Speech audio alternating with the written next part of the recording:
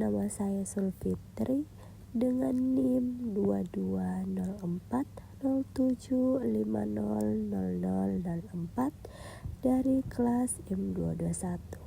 Baik, di sini saya akan memaparkan tentang konsep dan landasan pendidikan inklusif.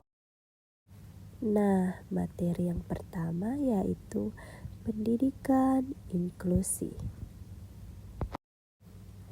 Nah, apa sih itu inklusi? Pengertian inklusi, pendidikan inklusi adalah sistem layanan pendidikan yang mengikut sertakan anak berkebutuhan khusus untuk belajar bersama teman sebayanya di sekolah reguler terdekat.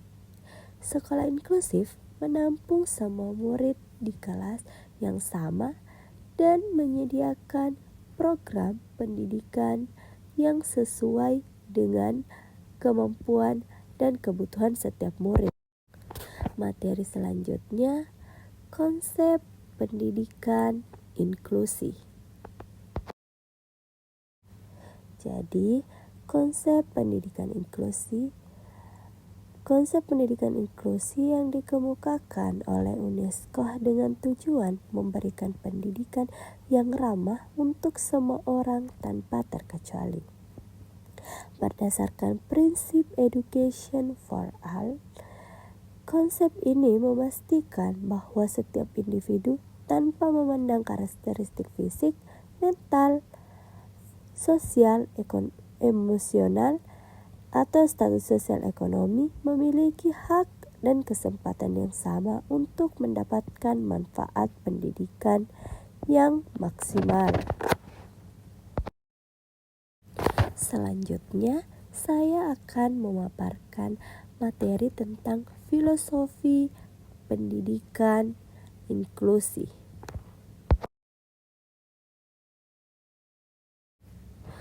Bagaimana sih filosofi pendidikan inklusi? Jadi, filosofi pendidikan inklusi di Indonesia, filosofi pendidikan inklusif sejalan dengan pendidikan nasional yang membatasi akses pendidikan karena perbedaan kondisi awal dan latar belakang peserta didik.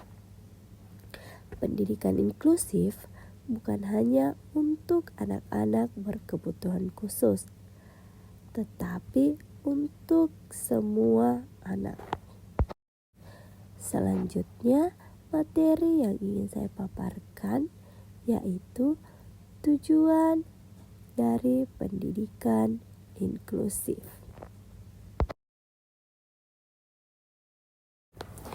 Tujuan pendidikan inklusi. Tujuan utama pendidikan inklusi adalah memberikan kesempatan seluas-luasnya kepada semua anak untuk memperoleh pendidikan yang bermutu tanpa diskriminasi.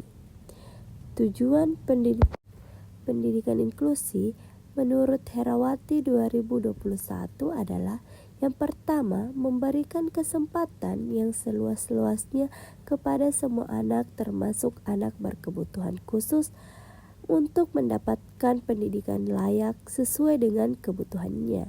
Yang kedua, membantu pendidikan dasar mempercepat program wajib belajar. Yang ketiga, membantu meningkatkan mutu pendidikan dasar dan menengah dengan menekankan angka tinggal kelas dan putus sekolah.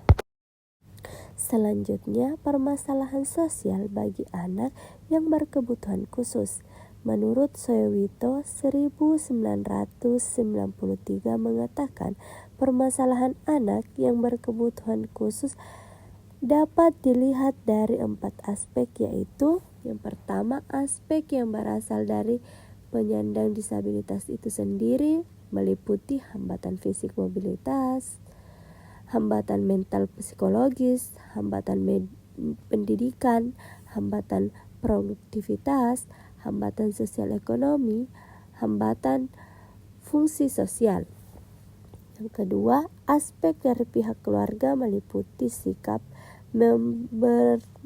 perlindungan yang berlebihan yang menghambat perkembangan kemampuan optimal, pengetahuan yang rendah, diskriminasi karena kurang kesadaran tentang pendidikan bagi anaknya. Hal ini seperti malu memperlihatkan anaknya atau merasa berdosa sehingga terlalu memanjakannya. Yang ketiga, aspek dari masyarakat meliputi masyarakat ragu terhadap kemampuan atau potensi para penyandang disabilitas. Bersifat masa bodoh, lemahnya pengelolaan organisasi bidang kecacatan, terbatasnya lapangan pekerjaan penyandang disabilitas. Selanjutnya, aspek dari pemerintahan di mana undang-undang penyandang disabilitas belum dijalankan dengan baik.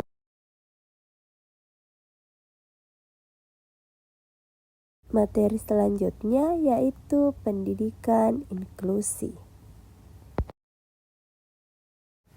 Landasan pendidikan inklusi. Yang pertama, landasan yuridis. Pasal 31 Undang-Undang Dasar, Amandemen Undang-Undang Dasar 1945. Ayat 1 menyatakan bahwa setiap warga negara berhak memperoleh pendidikan. Ayat 2, setiap warga negara wajib ikut serta dalam penyelenggaraan pendidikan dasar dan negara wajib membiayainya. Landasan pedagogik. Tujuan pendidikan nasional menurut pasal 3 Undang-Undang Nomor 20 Tahun 2023 tentang Sistem Pendidikan Negara adalah mengembangkan kemampuan peserta didik agar menjadi manusia yang berbudi luhur dan berbudi luhur kepada Tuhan Yang Maha Esa, berakhlak mulia, sehat. Selanjutnya, landasan filosofis. Bangsa Indonesia adalah bangsa yang beradab. Lambang negaranya adalah burung Garuda yang berarti Bhinneka Tunggal Ika.